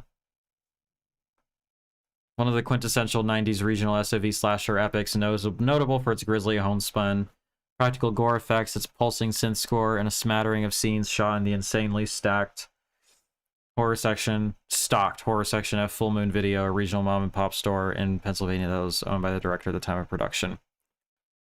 Okay. Disquieting neon analog nightmare in a singular Polonia adjacent hangout slasher. Backyard sprinkler of blood splattering madness. Prolific fetish model and performer Kelly Ashton. I'll be Googling that when I'm not sharing my screen. Saturn's Core is proud to present Savage Vows on special edition Blu-ray, accompanied by new contextual featurettes and commentaries of the cast and crew. Okay. Audio commentary and some interviews. Not as stacked as they usually are, to be honest, but sounds cool. Let's look this up.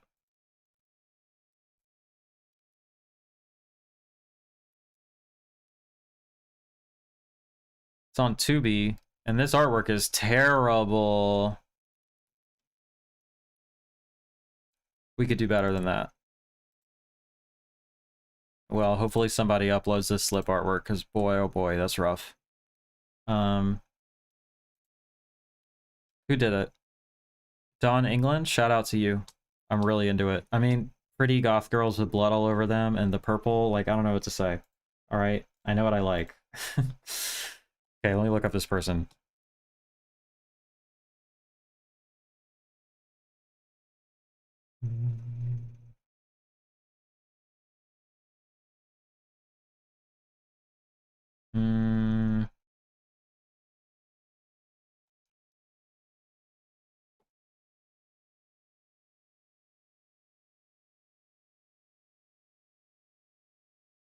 Yeah, I'm not seeing a lot. Obscure fetish models, we love to see it. I have to really be in the mood for a Saturn's Core release. I fuck with Saturn's Core heavy. Okay, here's one from Memory. Probably the worst slipcover of the month, if I'm being honest. Just not, we didn't try here, you know? This is better. Successful music video director and expectant father pushes his work-life balance to the extreme, and he can't pass up the job of a lifetime and hires a doppelganger to work in his stead. Series People is a fresh and authentic comedy that explores what it means to be a director and a parent and the replaceability of people in clout-heavy Los Angeles. Okay. Well, sounds interesting. And I guess I understand the slipcover a little bit better now. Ryan had some really bad things to say about this film. Yikes. Let's look it up.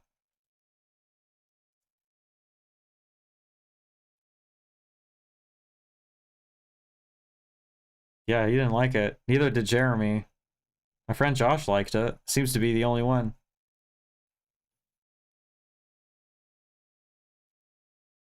When assholes win and still never know how to treat women, the movie.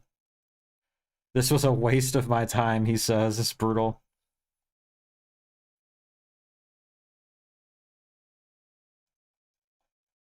Huh. I don't know, I think it looks interesting. She Loved Blossoms More from Dark Sky, which is different than Dark Star. I know this. 1,000 units. That artwork is kind of interesting. Some pretty crazy lighting going on here. This looks interesting. Is this a notorious film? Should I know what this is? Three brothers build a time machine to bring back their long-dead mother in this comedic yet deeply disturbing exploration of grief. Well, this looks cool. Oh, lighting. Yeah, look at, did you see that shit? The lighting was popping off. It was crazy.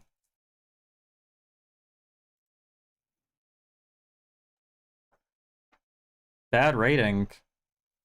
It looks good. Grease. Giannis.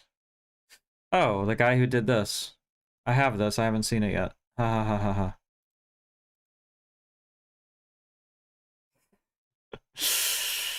More nostalgia slop. At least it doesn't seem to be selling in the way it used to. 1,000 units, yeah. Okay. Is this more YouTube videos? 333 minutes. Must have for any fan seeking nostalgic retro gaming goodness. Be honest, I have a hard time biting on anything really new. Yeah, that's fair.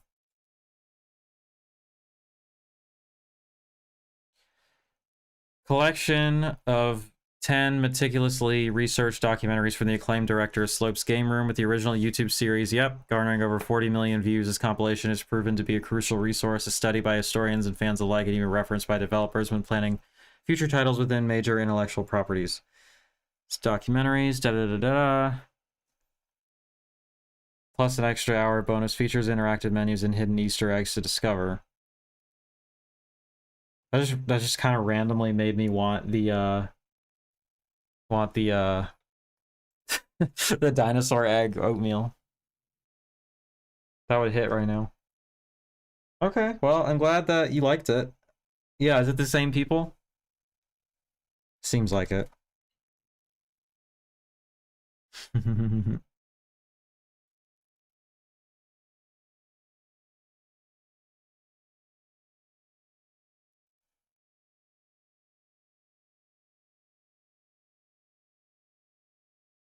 All right. Small, slow, but steady. Several futures. Guessing this was also 500. Yeah. Kiko is a semi-professional boxer who has been deaf since childhood. Her biggest supporter is the owner of her struggling Tokyo gym. Due to the pandemic and his advanced age, her greatest refuge is under threat of closure. Wouldn't necessarily say I grabbed it for nostalgia purposes. It's generally interesting to see how that stuff came to light. Yeah, I mean, you know what? I'm hating because it's a YouTube documentary, but I shouldn't be. I'm a fucking YouTuber. And I like documentaries, and there's no reason why you couldn't make a good one on YouTube, you know? Booklet featuring a new translation of a conversation between these people, and a new essay by film critic Emerson Gu. This looks good. Let's check this out.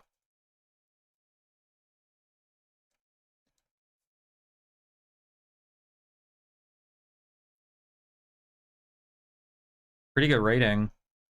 Kind of a popular film, too. Japan.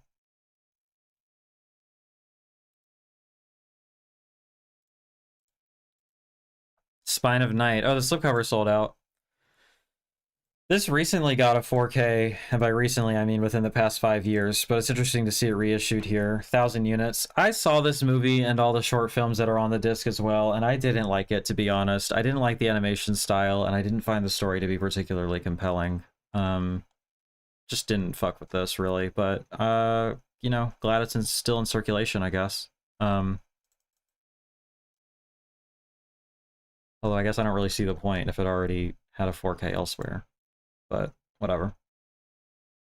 Oh, I gave it a 3. I remember liking it less than that, to be honest, but okay. Something. I mean, it looks good, but it's just kind of not that great. Yeah. Epic fantasy tale about the history of a land that never was. Begins when an ambitious young man steals forbidden knowledge from a sacred plant. He falls to its darker temptations, and in so doing, unleashes ages of suffering onto mankind. As his power grows over the years, it falls to people of different ilk and culture to attempt to stop him. Among those who stand against him are a daring tomb robber, star-crossed lovers, a maniacal necromancer, winged assassins, and an undying guardian. Pretty sure this is the exact same disc that already was put out. I don't know about this, but I trust Canadian International. Definitely don't need the slipcover on that. Not really doing anything. We're not even halfway sold out on this. Decades after becoming an internet sensation, Ghislaine Raza breaks his silence.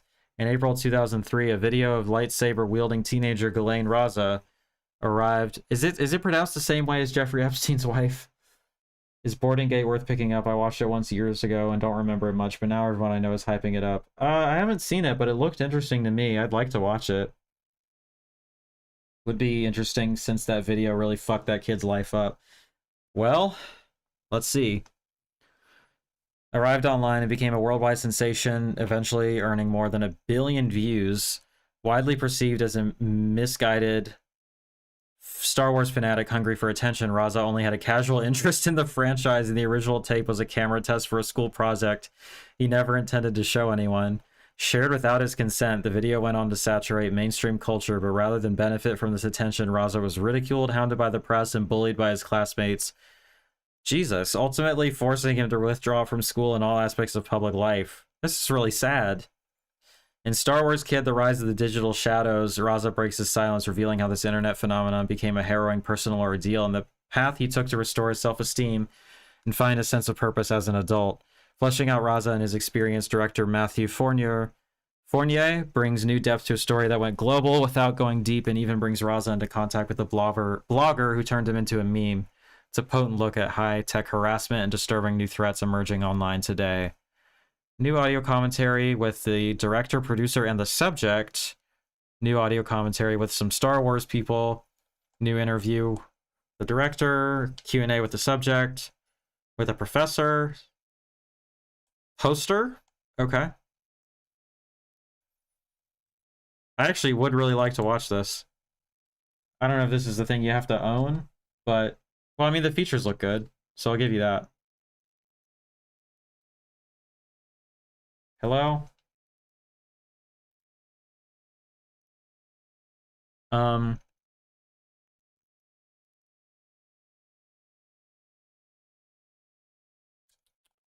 Copy paste this.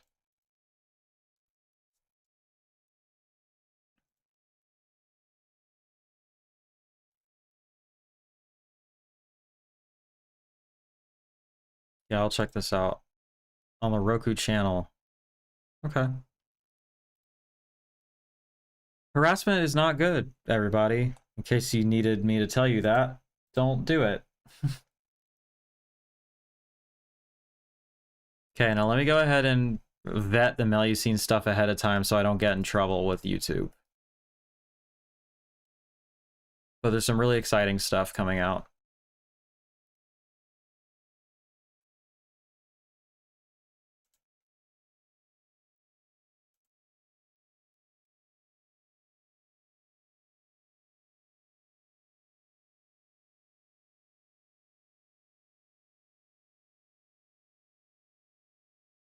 Okay. I think we're good.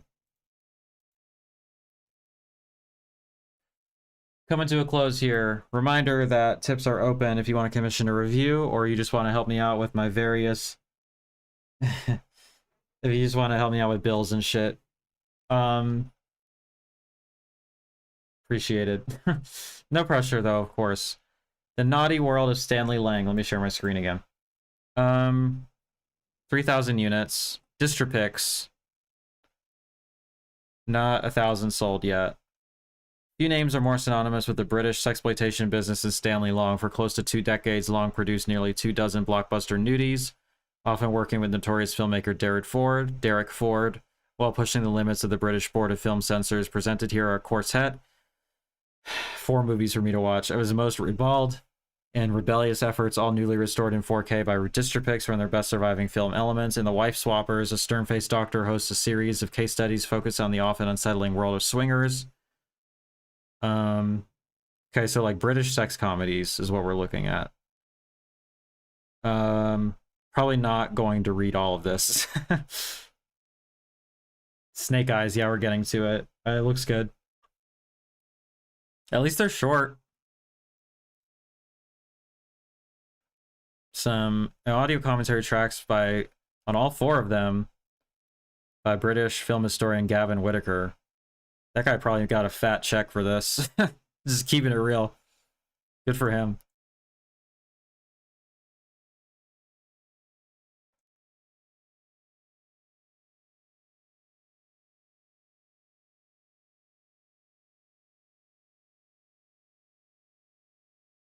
Pretty, I gotta be careful clicking around here, y'all. Pretty obscure stuff. Let me look up the guy's name.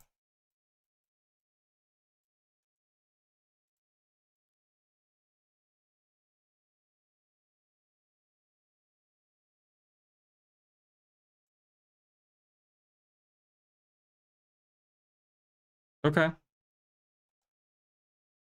Well, I'm excited to learn more, and we also got a booklet in this shit. Got my work cut out for me, y'all. I'll be reviewing all of these. Command Cinema, Snake Eyes, 2,000 units. And I bought this almost immediately, so I should be getting this, so I'll report back. But it says these original dice were created in 1985 to promote Cecil Howard's Snake Eyes. They were given away as promotions at industry trade shows like AVN and CES. We're thrilled to continue that tradition, offer a free pair plus a Snake Eyes sticker to the first 1,000 orders that ship, limited edition only. Roll the bones on Snake Eyes. Well, they haven't even sold 1,000 yet, so I'm definitely getting those. Let me click this link in secret in case there's anything crazy. It's not a link. Okay. Now we are listening to Algernon Cadwallader. Their new record is pretty good so far. It's a good band. Tom Blaine cannot figure out how to take control of his life, still reeling from the trauma brought on by the failure of his first marriage, which ended after his wife left him for another woman. Nice. Good for her. Tom drifts deeper and deeper into self-hatred and resentment towards others as he becomes increasingly paranoid that those around him are conspiring to manipulate and deprive him of happiness. Tom's erotic daydreams, are they memories? Along with his increasingly strained relationships with his new lovers, old friends, and strangers, starting to drive him closer to the brink of madness and violence. Whoa. Most abstract and experimentally structured films, Snake Eyes is a neon-tinged study of emotional disintegration filtered through punk and new wave aesthetics, featuring arresting dramatic performances from Jerry Butler. Da-da-da-da-da-da-da. Tense Tale of Love and Lust are on the rocks, comes a Blu-ray. Original mono audio, 4K restoration. Video features Snake Eyes 2. Cool. This looks really good, actually. Yeah, it does. And I mean, it sounds like it actually is pretty plot heavy and pretty heavy on themes and stuff, too. I'm going to look it up on Letterboxd without sharing my screen, because God knows what's going to come up.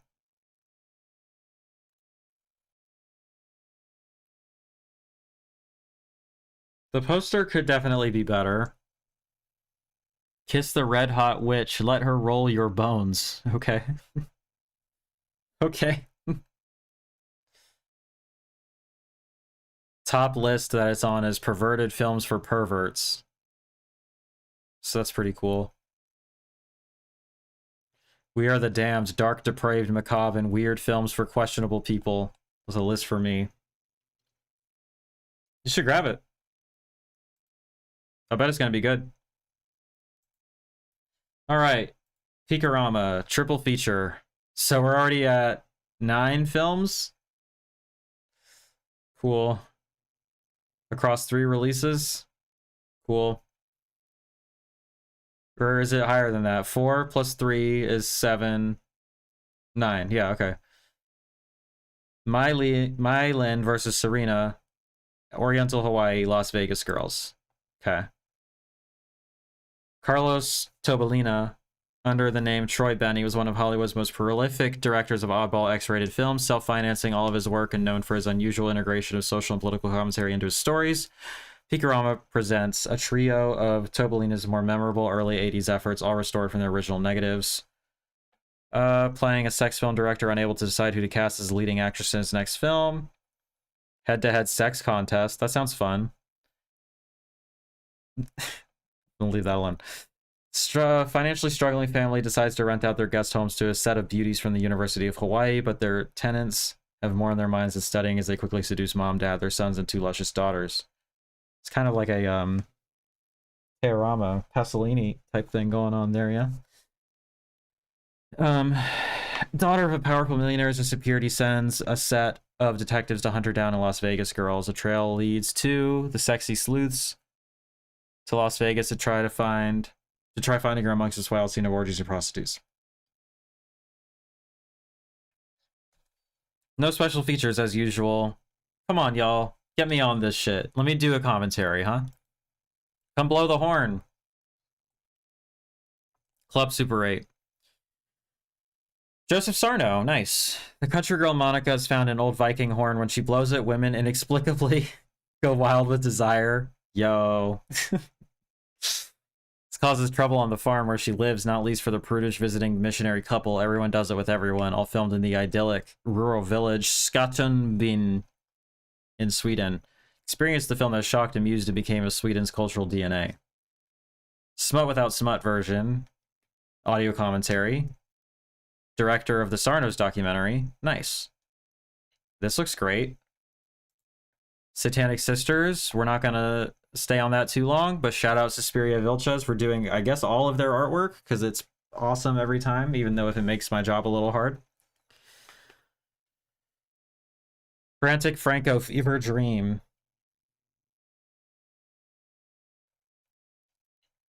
Lock Up Your Daughters from notorious art house exploitation icon Jess Franco. I watched this the other night. It's not super great. A woman does use the largest sausage one could imagine as a dildo. Satanic Sisters. Prolific Swiss director Erwin Dietrich comes Satanic Sisters, a trippy, sex-soaked freefall into surreal sensuality. The comely Pamela Stanford stars as Countess Edna von Stein. Oh, the Nordic one. Huh, okay. Yeah, Joe Sarno is kind of a mixed bag for me, I think. Predatory woman who prowls the streets at night to bring back men for her and her disturbed, sexually insatiable sister Millie to sleep with. As the lurid encounters continue, reality and fantasy collide, and the truth about those sexy sisters is revealed. Also starring Franco regular Jack Taylor. Satanic Sisters as director is his most explicit and abstract, as a total mind bender of flashy psychedelia and orgiastic excess. Right on. Audio commentary by Dennis Daniel and Stephen Thrower interview. I'm glad that they're getting him on there. Oops, don't show that. I know you don't fuck with Uncle Jess. I kind of like him. This is the one that I'm most excited about, probably out of the entire month, to be honest. And I'm so glad that I get to order this. There Are No More Closets. The films and videos of Wakefield Pool Volume 1. So, shout out me. Because I said it years ago in my interview with Oscar. I was like, can we get the Wakefield Pool stuff back out there, please? And thank you. And he teased that somebody had this in the works. And now we see. I've really enjoyed the black and white softcore suburban Sarnos that I've seen. Nice. I've seen a handful of his movies, and I remember thinking that they were just kind of okay. But I'm excited to see another one. Because I'll keep trying. Slipcover. Is it just on one disc? 2 discs. So many minutes of stuff, but I love it. Collecting the complete works? Bro. That's awesome. Oh, this is so good. Okay, There Are No More Closets is a... Yeah, everybody order this. This should be sold out. Please sell this out. It's actually doing fairly well. I'm glad about that, but please sell this out. This is important stuff, and like we really need it out there, you know? What does the standard look like, actually? Let me see. I mean, I like the standard artwork, but, you know, I gotta support the slip. There Are No More Closets is a 3-volume anthology collecting the complete works of pioneering gay film and video maker Wakefield Poole. This first volume brings together Poole's final 3 feature films and first 2 videos. Nice. In the wake of the disastrous release of Bible. Wait, so did they find it? Complete works, right? Oh wait, Bible. No. Him is the one that I'm thinking of. That is lost. Okay. Poole relocated from New York to San Francisco and marked the occasion with Moving, a trio of vignettes starring Casey Donovan and Val Martin. 3 years later, he teamed up with local experimental filmmaker Ed Dundas to make Take One, an ambitious docu-fantasy about the lives and lusts of a group of real gay men, including the iconic Richard Locke. Poole returned to New York at the turn of the decade and reunited with Donovan once again for his final feature film, Hot Shots. He made the transition to shooting on videotape in '84 with Split Image, another trio of vignettes themed around a magazine photo shoot, and The Hustlers, a narrative feature about 2 roommates who earn their living on their backs to begin its life as a semi-autobiographical vehicle for Donovan and Robert Letourneau. A lot of minutes combined. Okay, 2K restorations of 4 films here, and then digital restorations of 3 films. Original cut and director's cut of Take One.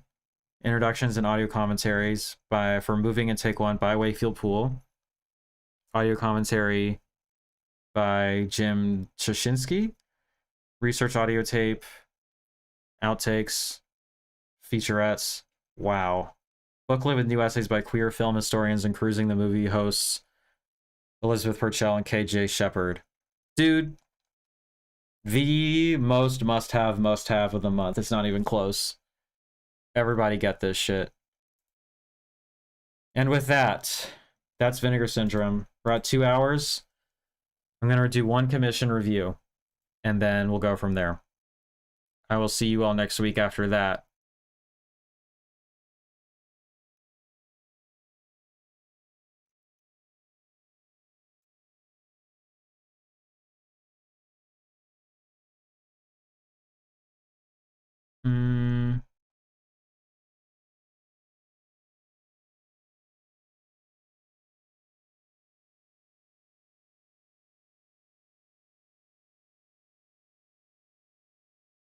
Okay, so we're talking about Lucio Fulci's Demonia. I was told that this was bad, and I didn't believe you. And I don't think it's like bad, but it's pretty boring. Okay, let's see. No Evil Deed Goes Undone, 1990. You know who it is. Professor Malcolm Evans leads his archaeological expedition into the Valley of Temples in southeast Sicily. His companion and former student, Liza Harris, is looking forward to her very first dig, but Liza feels a strange sympathy with the valley, and her recurring nightmares seem strongly tied to the nearby ruins. She is drawn to the remains of a 16th century convent and its grisly legend of crucifixion. The local villagers rise to protect the entombed secrets of their ancestors as Liza's obsession with uncovering the truth takes her deeper into the forbidden ruins and further from sanity. So, I don't know. There's definitely really cool scenes in this, but it's everything in between.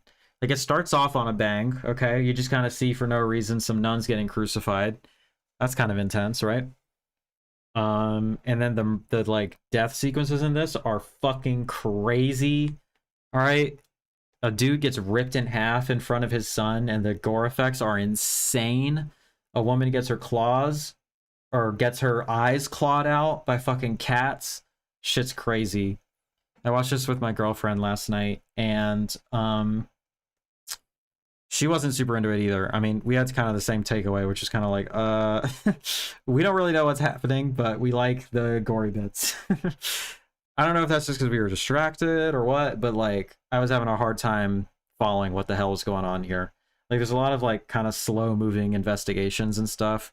There's also a pretty good death sequence in a meat locker. I don't know. A highlight reel of this would go hard, but as it is, it's way too long. I gave it 2 stars, 1 star for Al Cliver. I'm curious what you don't like about it, because my main concern is it's really boring, but I don't think it's like actively bad. So I'm curious why you feel so strongly about it. If anybody else has seen it, let me know what you think too.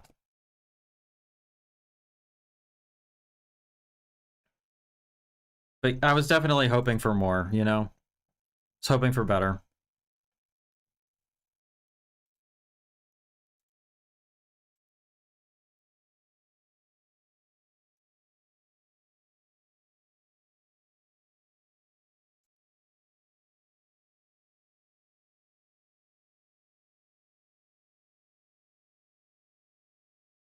Boring, shot bad, slow for a Fulci film. It is.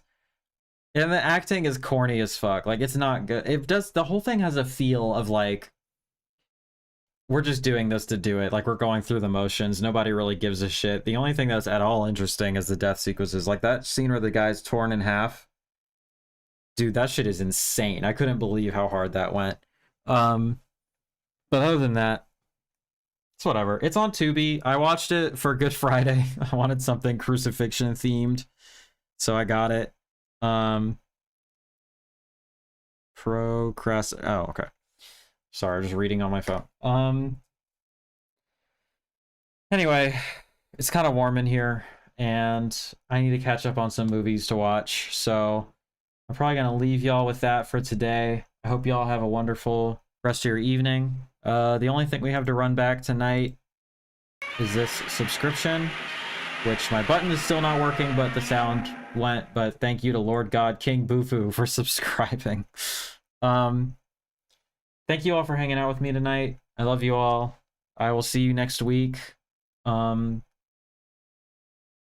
shouldn't be teasing anything, because I'm bad at keeping my promises. It looks like a film where they just got done making another film. They said, hey, we have a little money left, want to make one more. It kind of does, actually. It feels like leftovers, or like,